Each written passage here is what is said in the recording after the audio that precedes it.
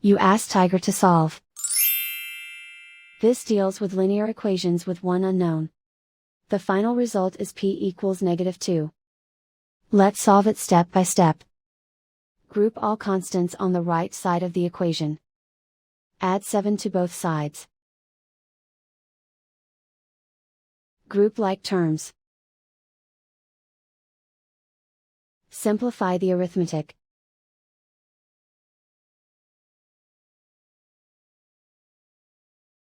Convert the p into a positive number. Multiply both sides by -1.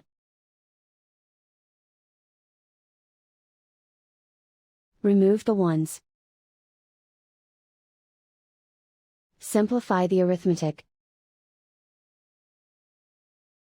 And so the final result is p equals -2.